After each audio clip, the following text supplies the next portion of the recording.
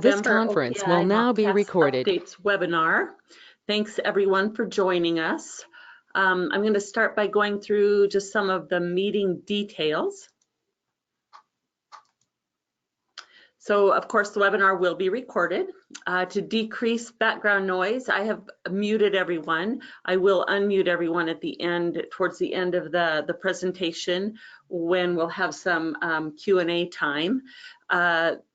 If you do have some questions during the presentation though, please go ahead and write those questions in that chat box.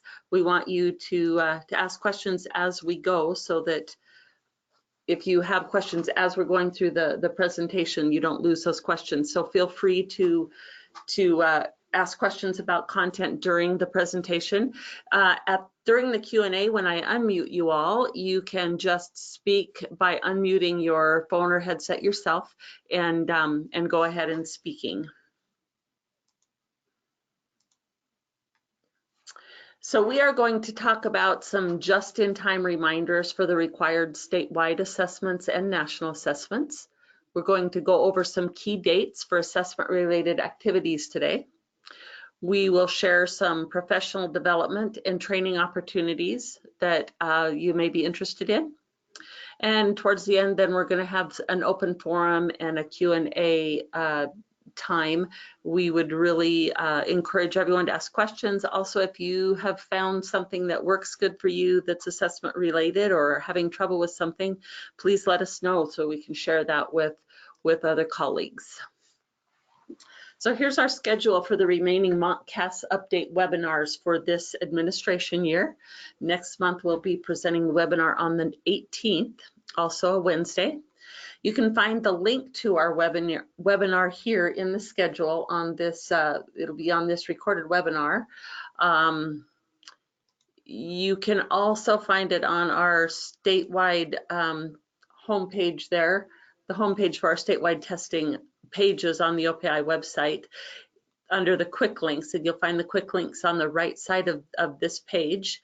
Click on that one and it will take you to a page that looks like this. You just click on the MontCAS Updates tab and that will take you to the recorded versions of the webinar. So if you want to go back and review, or if you want to share it out with others who maybe missed today, that's where you can access those recordings.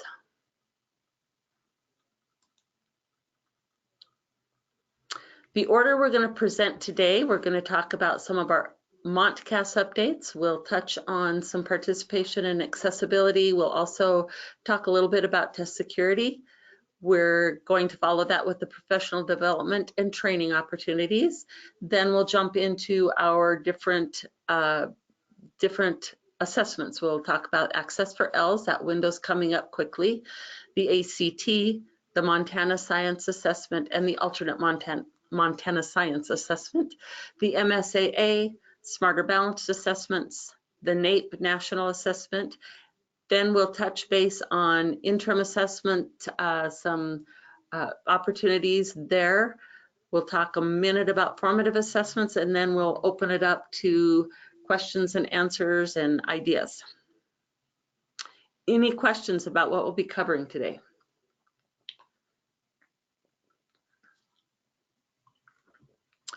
All right, moving along. Last month, we noted that the statewide testing pages on the OPI website have been updated and refreshed. The site is now a little more content-based rather than assessment-based. This link will take you to those home pages there. If you have any trouble finding anything there, just let us know and we can assist you with finding what you're looking for. As you get familiar with the refresh site, I think you'll find it easy to use. So one of the reminders for our STCs is that MontCAS assessment dates need to be reported to the OPI Assessment Division. This link will take you to the form to do that. I'm going to show you what that looks like. That's a new form this year. The form looks like this, and STCs can fill that out, or it may be more appropriate for some of your schools for either building coordinators or principals to fill that out. It kind of depends on the size of your district and who's taking what roles on, but you'll fill out, as you fill this out, when you select your school, county and school, it will populate with the assessments that are required for that school. For instance, this is not showing the ACT because it's defaulting to a grade school. So the assessments that are required by the school you choose from this drop down are going to populate here, and you'll fill out those dates, hit your submit button. You'll do that for each school, and that will come to the OPI for us to use for any monitoring that we'll be doing this year during the testing windows. STCs must also collect test security agreements. It's time to take care of that. Your test security agreements can be found on the OPI website. There's several different test security agreements that need to be collected. You need to collect the STC test security agreement. That one is the electronic one that you'll sign electronically within the MontCAS application. If any STCs are having difficulty accessing that, let us know so we can check your account status. We'll remind you that that MontCAS application is a secure site and only STCs have application to that, or have access to that application. The other test security agreements you need to collect are the authorized representatives and principals. They will sign the same form is used for both authorized representatives, which are most often your superintendents, and also your principals. That link there will take you to that form. You can print that out, have them sign those. And the same works with the test administrator form. It's a little bit different looking test than the authorized representative and principal, but all of your test administrators and any other people in your schools and districts who are handling testing materials should complete one of those. That link will take you to that test security agreement. You can print those off. Copies of that you need to keep those on file for at least 3 years. The OPI can request copies of those up to 3 years after the test administration window. Any questions about that?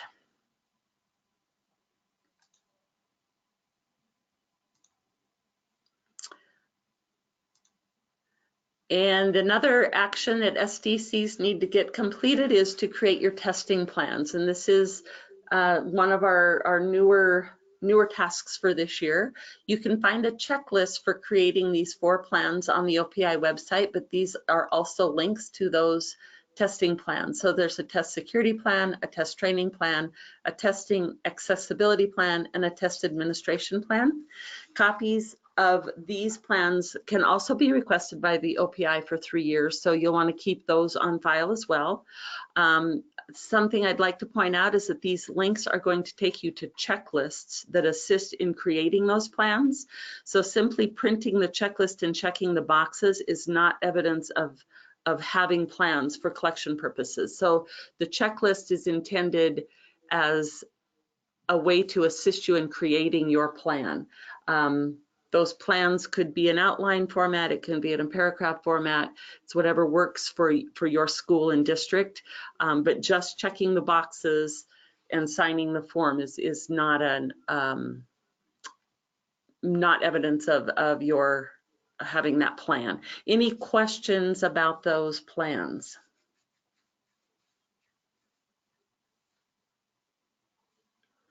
All right, we will move on to some participation and eligibility resources. So our office does get a fair amount of calls with questions relating to participation and which students are and are not eligible to take statewide assessments. We've recreated these resources to help with some of those questions. The first one there, the 6 things stakeholders should know about participation in testing in Montana. So this resource could assist you with communicating about the significance of participating in state level tests to varied audiences such as your students, your parents, administration, colleagues. So if you haven't looked at that, you might want to check that out. The eligibility criteria worksheet for alternate assessments. This is going to help understand the decision-making process and the MontCAS criteria used to inform IEP teams in determining whether or not a student should participate in an alternate assessment. So this is speaking directly to that eligibility piece there. We want to make sure that all of our students are being tested as they need to be. And then that last resource there is the statewide assessment, participation, and registration guide. This is an explanation of our policies and registration processes for the MontCAS system of assessment. So it's for all of the assessments under our MontCAS umbrella. Any questions about those resources? Those can all be found on the website, and then these are also links to each of those. Once we get this recording up, you can certainly link to those documents right from the webinar.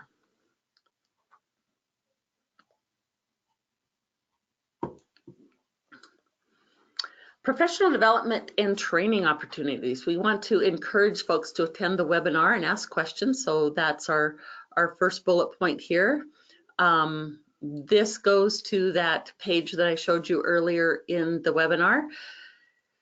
It's going to take you to where the webinars are, the recorded versions of the webinars are. We encourage you to attend these, share feedback with others about what works and what doesn't work for you, ask questions. You folks all probably have similar questions, so if another person asks a question, it might help you later down the road. So we encourage you to watch these, attend them live, and then if you're not able to, if you miss a month, get on there and watch that recorded version. And we also encourage you to share that link out with other folks who might get something out of the webinar. School-specific training. If you have some training that you think would be beneficial to your school or district and would like to request on-site training, you can fill out this request professional development training form that will send us a submission. The OPI will look at that, and based on key criteria, we'll determine if we're able to provide on-site training or training specific to your school's needs, and we can let you know whether or not we can do that. Implementing Smarter Balanced Interim Assessments. There is a course with that title on the Teacher Learning Hub. This link here will take you to the Teacher Learning Hub. We've seen an uptick in the number of schools in Montana using the interims, so this is a timely course. Get the interims in before the summative testing so you can have longitudinal data to view. And then, of course, we have our upcoming OPI Data and Assessment Conference. That will be in January 13th and 14th. It'll be here in Helena this year. It's going to be 2 full days this year, so we're working hard to get those session strands planned and in place. We're going to do 2 full days, so we'll be able to offer hopefully some more repeats so that everyone can get the sessions they'd like to attend. The conference presentation application submission closes today, so if you know of someone or if you yourself are interested in presenting a session, that's the link there to submit a submission. And again, that does close today, so at midnight tonight. So if you're interested in maybe presenting for our conference, we would love to get your submission. Any questions about those opportunities?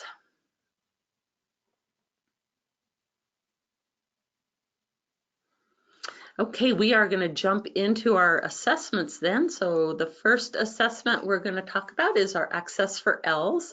I am going to turn the microphone over to Connie Rubinet. Connie is a EL specialist in our division. She's been with us for a few months, so some of you may have not spoken with or met Connie yet, but I'm going to let her take over and talk with you about Access for ELs.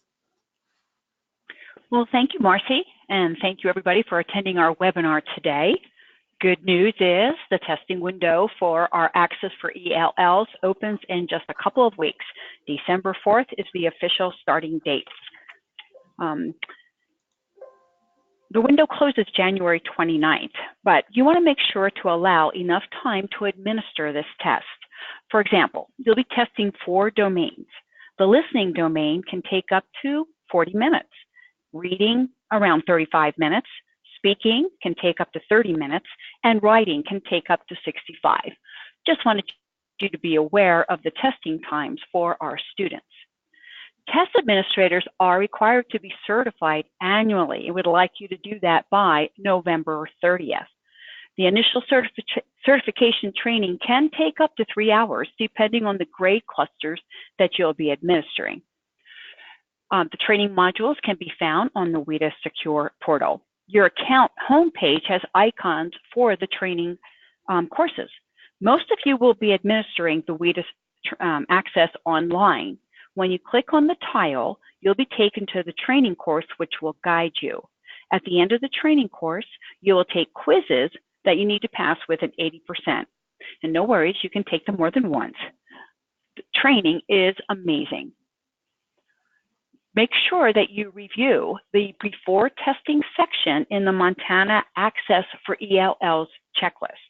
Now, some of the things that are included on that are things you want to do perhaps within the next week or 2. You'll want to review student data for accuracy. Watch some training tutorials to help you recertify. Discuss technology needs for administering the online test.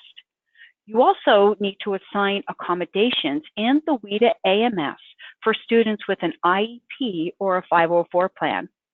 And perhaps one of the most important things is make sure you apply labels to test booklets. Bubble in demographic information and apply a district school label to test booklets that do not have that pre-ID label. As you recall, we did an upload on October 25th. We did a data collection of all the ELs that were designated in AIM. You probably have some more students that registered or became EL status since then. So we'll be doing another upload December 1st. More about that in just a moment. You can help your students to relieve their test anxiety. Remember what that was all about? If you give them some time to view the test demos and complete the practice test. Recommended that you do this about 2 weeks before you actually administer the access for ELLs. And it's also helpful for you because you get to see how the test works. Okay, Marcy, we can go to the next slide, please. So the initial test materials, I can't believe it's already this time, are arriving this Friday, November 22nd, and they'll be arriving at your district. It's also the same day that additional materials ordering opens up. Ordering additional materials for students who were not uploaded on October 20th and therefore not included on the initial test session can only be done by your STC or district test coordinator. The DRC, that is that third-party vendor that runs and hosts our tests, they sent extra materials for just in case you had those students who did not get uploaded. So please contact your XTC if you need any additional materials. And here's some good news. If you will be administering the alternate access, they're going to have a webinar just for you. You can register for the WIDA hosted webinar on the site that's listed on this slide. So great time for your questions and answers for those who are administering the alternate access for ELLs. Also, after you log into your accounts, you can go to the download library on your landing page, click on Access for ELs, and it'll take you to Access Webinars. And these are all the webinars that have been recorded so far for the 2019-2020 school year. So if you cannot make a webinar, you can at least listen to the recording. Now, there's also the public comment. This is new for WIDA ELD standards. Just opened up a couple days ago on November 18th, and it'll be available through December 15th. WIDA English Language Development Standards, ELD, 2020 edition, illuminates a vision where all students can develop language and learn content together. But they need your input by December 15th to make sure this edition works for you. parent support. We all like to take care of the parents and guardians of our EL students. You can find handouts and other resources in the resource library on the WIDA website. You'll find guides, letters, and reports for communications with the parents and guardians to help them keep informed of their students' progress. On a side note, your STCs and technology coordinators received an email today regarding the support for iPad 10.3. WIDA has approved the use of all iPad OS versions for the WIDA screener and for the access for ELLs online. I know this has been a point that we had to get fixed before our access testing window opened, and it has been done. If you still need instructions to install the DRC Insight on iPad devices, it can be found in the iPad devices section of the Technology User Guide, or you can contact DRC at 1-855-787-9615.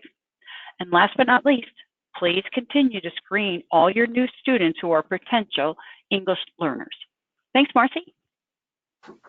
Great. Any questions for Connie on Access for ELs? That window is coming up fast. Thank you, Connie. Now I'm going to turn it over to Ronnie Krasko to talk with you about the ACT with writing. There's some deadlines coming up for that assessment as well. Some of you may not have met Ronnie yet either. She's fairly new to our division. She's one of our assessment specialists. So Ronnie, I will let you take over. Okay, thank you, Marcy. Can you hear me good? So now in November is the time of year when the ACT kind of gets rolling. So right now is the time to get into Pearson Access Next and do those activities under managed participation that are required to get you set up for this spring's assessment.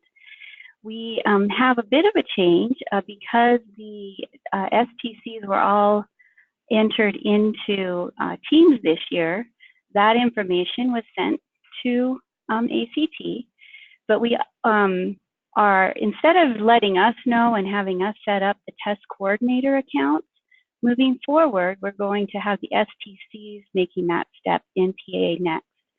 So if you are an STC and you have somebody else administering the test court or the ACT test, we're asking you to log into PA Next and give them that authority. And we have some, we can help you with that. You can use the PA Next user guide to find out how to do that. If you are a test coordinator and have found that your access isn't giving you access to this year's test window, only last year's, then you'll need to have your STC go in and reestablish your connection as a contact in your school district. So again, we can help you with that, but there are directions in the PA Next user guide. So that is one change. One thing that has not changed is the managed participation function. Now's the time to go in and select your testing dates. We have found quite a few schools are having a conflict with spring break hitting during that first initial testing date. And so our advice is simply to use the makeup date as your main date for your school. There's still the emergency window that you can use for students who are sick or absent the day of your test. So that's one way to work around that. Also remember that you can take the ACT, or your students can take the ACT online this year. And that is something that you can actually, we have learned, use both options at your school with different students, depending on their needs and their schedules and your equipment availability, whatever works for you. So just make sure that you're clear about the number of students you put in for each mode when you are managing participation, so that you receive the right kinds of materials and the right numbers of materials for your kids. So you will not find student rosters in PA Next yet. We upload them from AIM here, and that will not happen until December. And after that, you'll have an opportunity closer to the test window to adjust those rosters, but that's not a step that we are at yet. So another important step you're going to want to make sure happens this month is verifying your shipping address.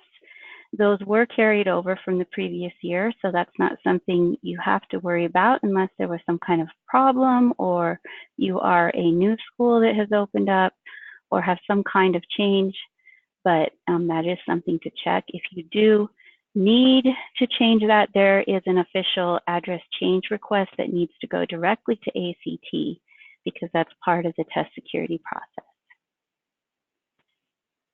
I think, Marcy, if you can go to the next slide.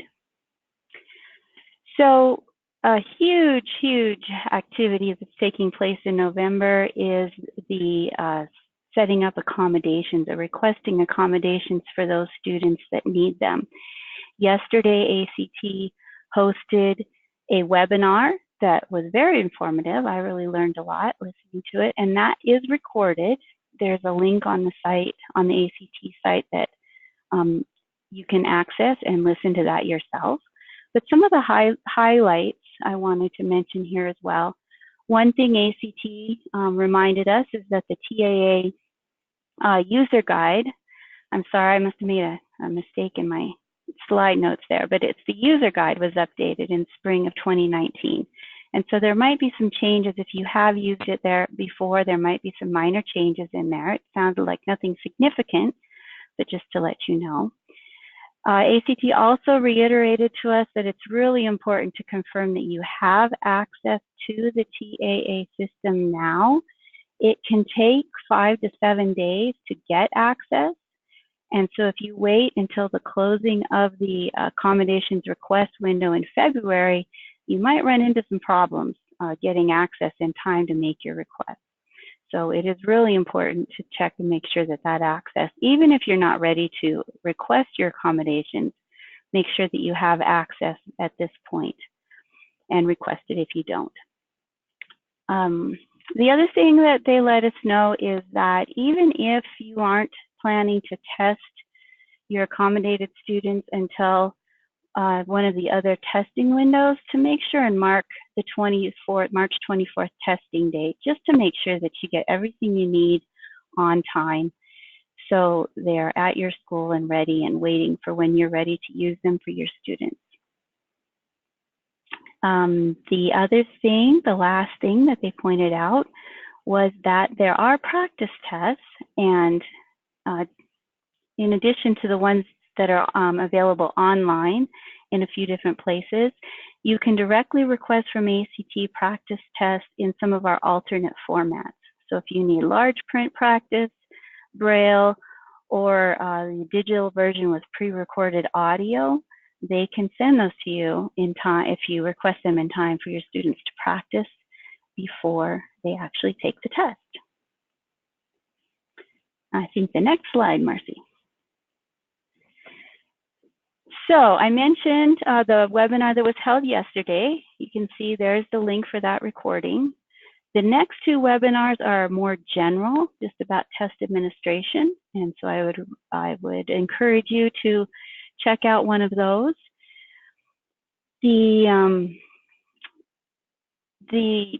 ACT had 2 representatives online for the webinar, and they were available to answer all kinds of questions if anybody typed them in. So it was pretty interactive. So that, I think, is a great opportunity.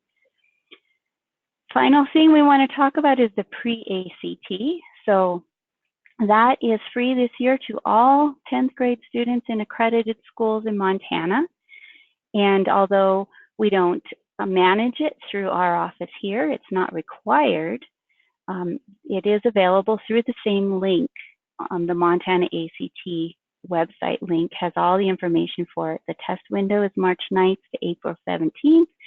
Registration for that begins in February, and you can watch your inboxes in January. I believe it's mid-January. They will start emailing information out about how to set up your school for the pre-ACT.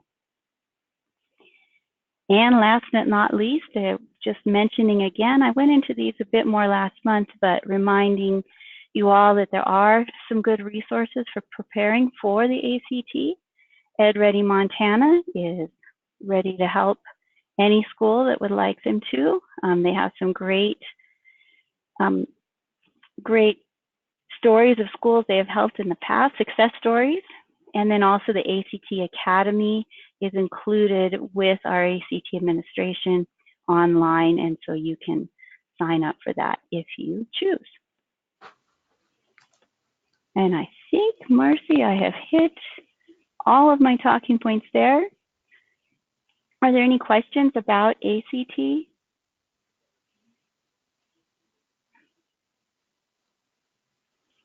Okay, Marcy. All right, we'll move on to the Montana Science Assessment, and Ronnie is going to speak with you about those assessments as well. Oh, sorry, I guess I could have just kept going there.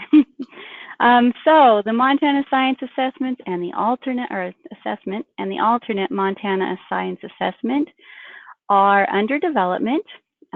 We have a new plan for science this year. The MSA has been is being developed now.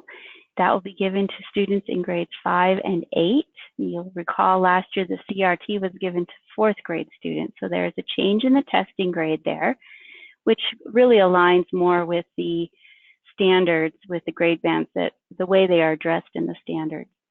We also have the ACT with writing in grade 11. Of course, Montana students have been taking that, 11th grade students have been taking that for a few years now, with their math and ELA scores being reported out of that. And starting next year, the science grades will come out of there, or not grades, I'm sorry, scores. And then finally, the alternate Montana Science Assessment will be administered to grades 5, 8, and 11. Now this year, the MSA and the AMSA are being field tested at all schools for those eligible students, well, for all 5th and 8th graders, and then the 11th grade students who take the alt. And next summer, we will start standard setting for ACT, with the standard setting for the other 2 tests the following summer of 2021. With that being said, we need team members to help with all of those standard setting and assessment development tasks. And so we are recruiting science team members. There's an application at the link Marcy has included here. The deadline for that is this Friday, November 22nd, and our first activity is taking place in January. So if you're interested at all, I encourage you to fill out the application. There are some sample problems on there to look at and analyze and tell us what you think about them, and some general questions about demographics, because we do want to make sure we represent the entire state of Montana.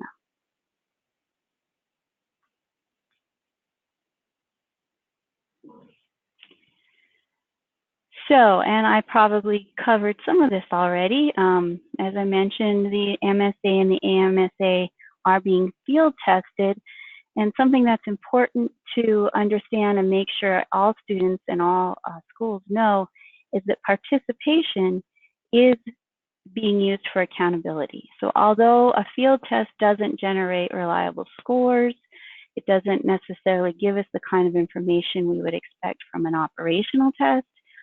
So we don't want to use that for accountability, but we will be using participation.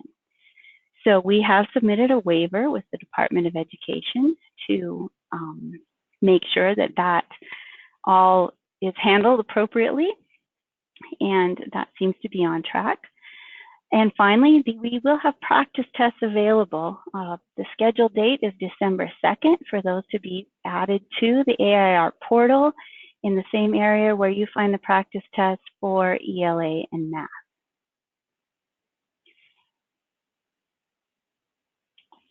So ACT, again, I think I kind of touched on all of these points before, but just to make clear, there is no additional test for high school. The 11th graders who take the general test will just use their science scores just like we do for ELA and math. And again, standard setting is coming up this summer, and as part of our full science assessment system, that will all fall into place, including the ACT, in spring of 2021. Are there any questions about science? Okay, thank you, Marcy. Thank you, Ronnie. So we're going to move on to the multi-state alternate assessment, and I will let Dwayne Schleibaugh take over here. Dwayne has been with our division for not quite a year yet, but many of you have probably spoken with Dwayne, so I'm going to let him talk with you about the MSAA. Hi, everybody. It's good to see you on the call. I just wanted to touch base with the MSAA, acronym happy. I think it's, for those of you on the call, you're well aware of what that is in reference to, but for those who are going to come in and view the video later on, MSAA is the alternate assessment for math and ELA in grades 3 through 8 and 11. So that system does not open until February. February 22nd is actually the first day it is available to be opened. And what we're going to do here on our end at the state level, we are going to upload a file that is to MSAA. We've submitted it to MSAA, and they will upload a file of system test coordinators. And then so starting February 22nd, you will be receiving an email that you have access to the MSAA system. And from there, you will create users, district users within that system, very similar to Tide, not unlike that. And so at this point, what is your biggest responsibility? What does this mean for you?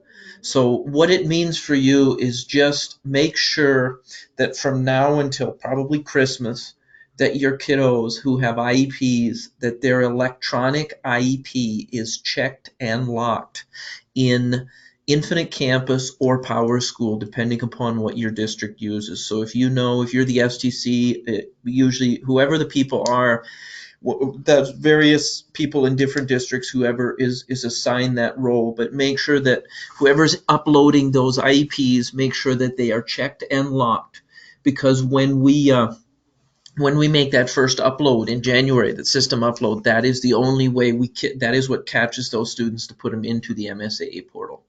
So that's going to avoid some headaches, just doing that heads up, and that will be done. We put the date on there by January 10th because the upload is going to happen in the middle of January. So if you could just even now start wrapping up on some of those IEPs and making sure everything is checked and locked, and that will do it for MSAA. And switching over to the Smarter Balance, as a lot of you know, the Smarter Balance assessments, math and ELA assessments for grades 3 through 8. So it's kind of the big one for a lot of grade schools specifically.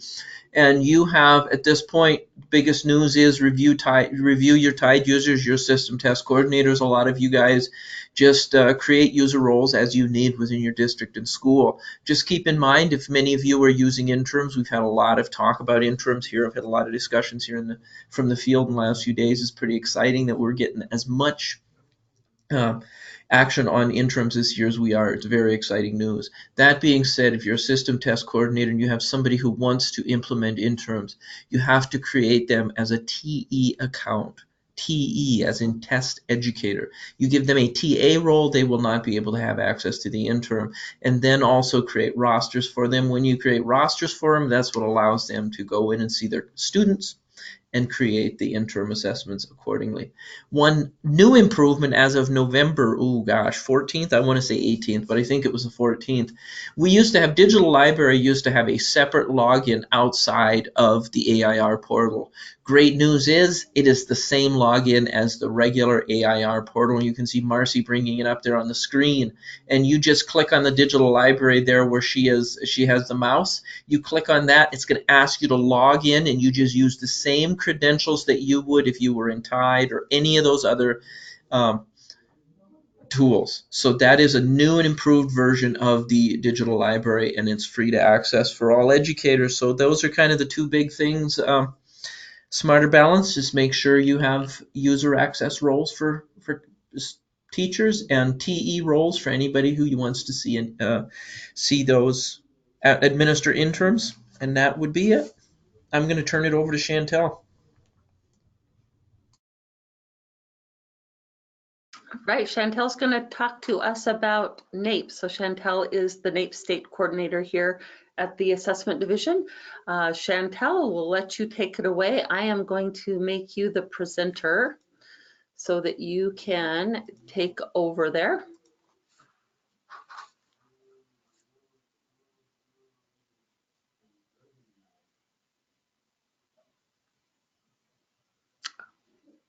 Are you there, Chantel? Chantel, we can't hear you.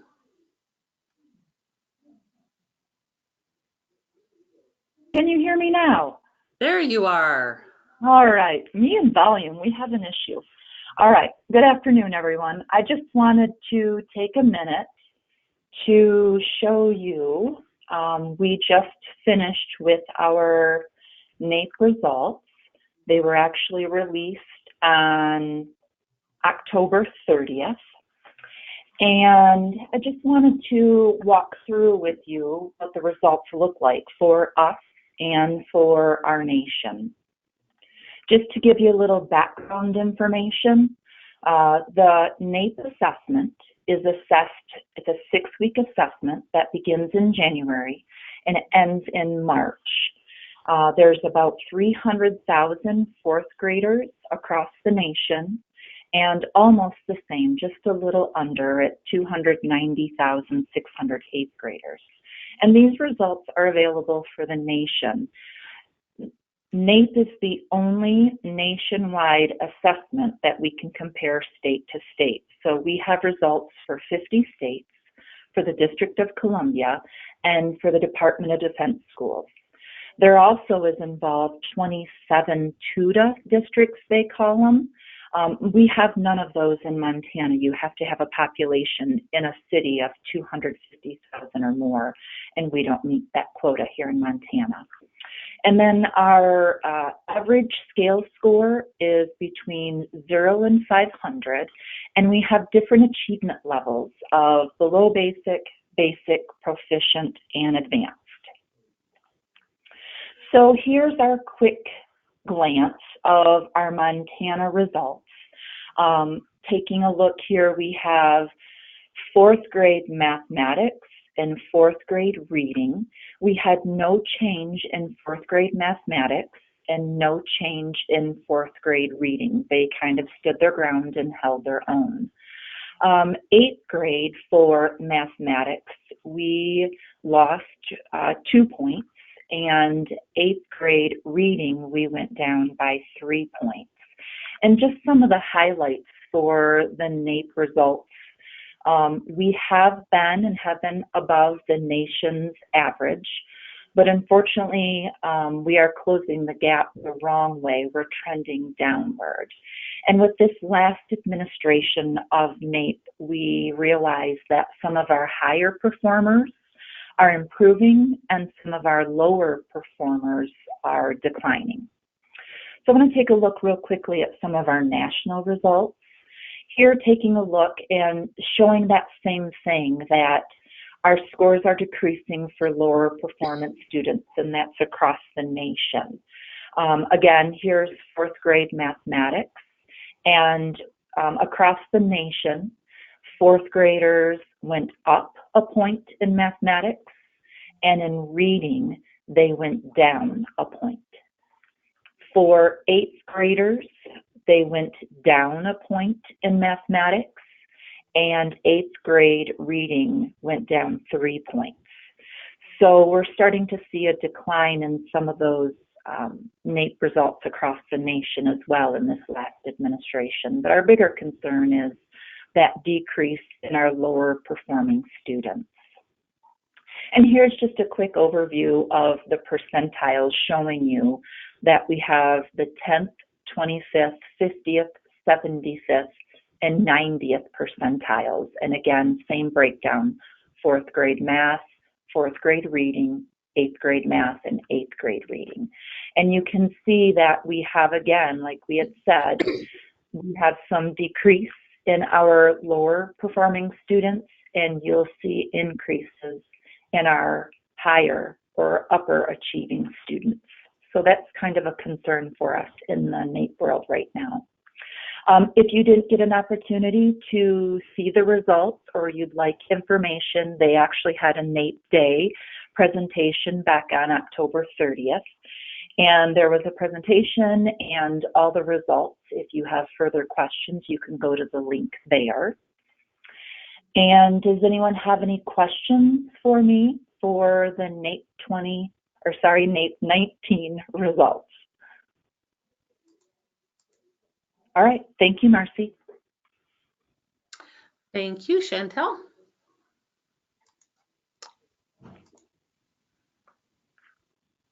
Don't know if that, all right, there we are back.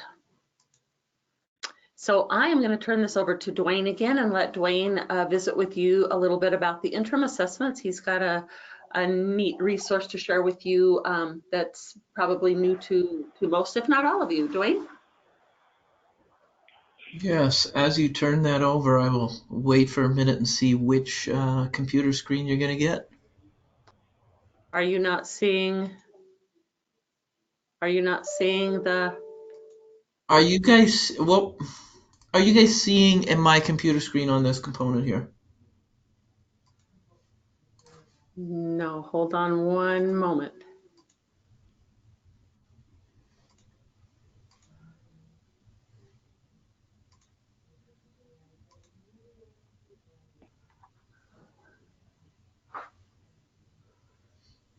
Can you share your screen again, Dwayne?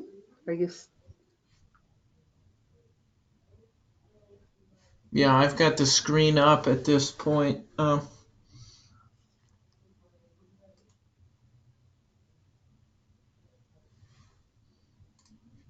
Okay, there we go. I believe, there we go. If I'm not mistaken, it should be coming up. There you are. There we go. So I just wanted to share with you a resource. I believe, I want to say it was last month. I actually believe it was 2 months ago that I showed you that resource called Starting Smarter, and it was designed to send home with parents for the score reports for Smarter Balance. And so that kind of, as that phases out, most of those score reports, score reports should be home with the parents at this point. This is another resource I wanted to share with you. And it's a resource that is specifically designed for educators to learn how those test items are connecting to content standards. And so, for example, if you're a teacher, you're administering Smarter Balance, and you've nailed it down via the interims that your students are struggling or need support with standard X. And you go, okay, they have that standard. What would a question like that look like on an assessment? What kind of question am I looking for? And that's really what this is, one component of what this website does for you. It shows you sample test items. And yes, they used to be Smarter Balance test items. They're retired from that test item list. Yes, teachers can put them up on their smart board, projectors, however they want to use them in the classroom. So, and they're not intended to be copied and sent home for that like homework component. It's designed for use in the classroom. And then I'll show you that, and then I'll jump back and also show you some English and math rubrics that you can look at. So for example, say I'm teaching, in this case I'm teaching 5th grade. So I'm going to click on 5 here, and it comes up down here, select a subject. So I'm going to click on subject there, and I can go from between math and ELA. And I'm going to choose math in this one, and highlight math and come down and select claim. I've had some people who say, oh, it doesn't work. You have to highlight it and then come down to the claim. And so now I'm going to jump from there, concepts and procedures. I'm going to click on there. I'm going to click on target because I know the target that they're looking at. So number and operations in 5th grade, I've been working with that. I want the students to understand place value systems. I really want a question that addresses the place value system standard. So I'm going to click on that and see what's available there. Then I come down here and hit results. So I see I have one claim of concepts and procedures under target C. And I go, okay, that's cool. So you click on more. And in doing that, now you can see up here and clicking on more, you can download a PDF, and that PDF will outline the specifics of the claim you're looking at. Specifics of the claim you're looking at. And from there, you have these sample items down here below you. What I want you to point you to is the sample item. So you click on the sample item.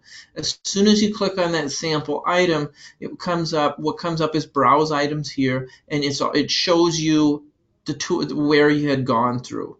And so you now have some of these components here, and I want to see matching items for this specific grade. and it'll show me a question. Decide whether this is true or false. So that's one example of how you could use that. And you could put this, a teacher could put this up on the board and use it from there.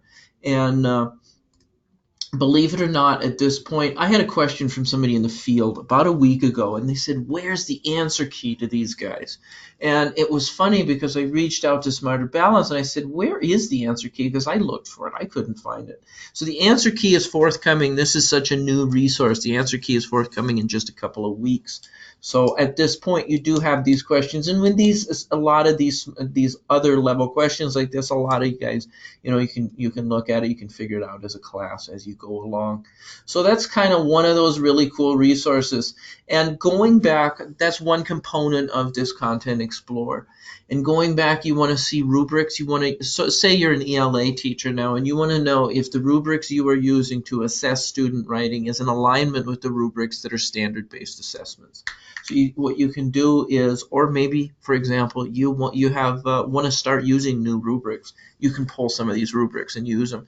But you go up here to Test Development and click on Test Development. And then once you get that, you see this page come up. And it's testing blueprints, summative. You have your interim assessment, blueprints, overviews, a lot of documents here. And you just keep scrolling down through guidelines and resources.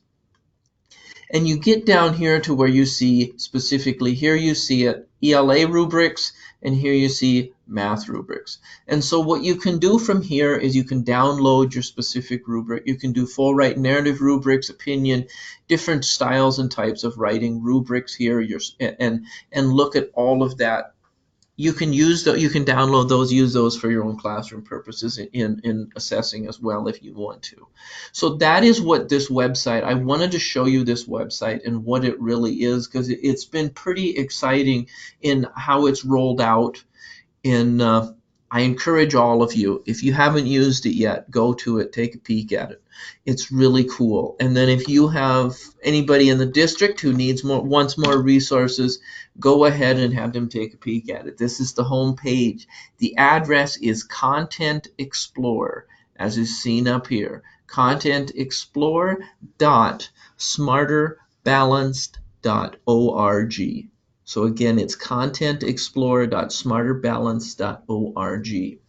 And I just wanted to spend a few minutes of time giving you that heads up on it. Like I said, I think it's a resource that has been, it just came available a few months ago. Educators who are using it are loving it, and I think it's one of those that I didn't want to overload you with too much information, why I didn't bring it up in the last 2-month meetings, but I think it's a great time of year to bring that up and encourage you to use it as much as you can. So I will turn this back over to turn it back over to Marcy and give her the slides. All right, thanks, Dwayne. That was a great overview. We're almost out of time, so I'm just going to touch really quick. I don't want to keep you longer than we intended, so I'm just going to touch quickly on the formative assessments. We just want to remind you the MontCAS system is intended to be a balanced assessment system. That includes not only the interim and summatives, but also the formative assessment. So there are some formative assessment courses on that Teacher Learning Hub that we talked about earlier in the webinar. For support for formative assessment, you also have the digital library, and then of course now the Content Explorer, for which we have just heard a great overview on from Dwayne. So any questions, any challenges, tips or tricks you'd like to share with us before we sign off? I'm going to switch the screen over to our contact information in case you need that phone number or email address, but we'll stick around here for just a moment. If we have any questions, we'd like to thank you all for joining us today, and if there are no questions, we'll wish you a happy Thanksgiving, but we're gonna just stay online here for a couple minutes and make sure we don't have any questions.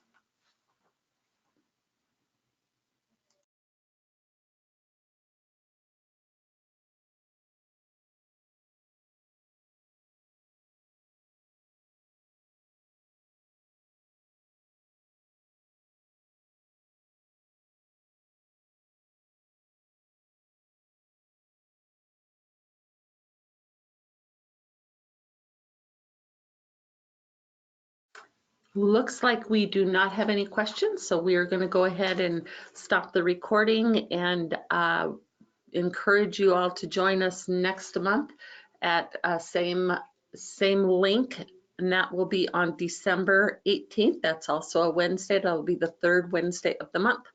Thanks for attending, and we'll see you all soon.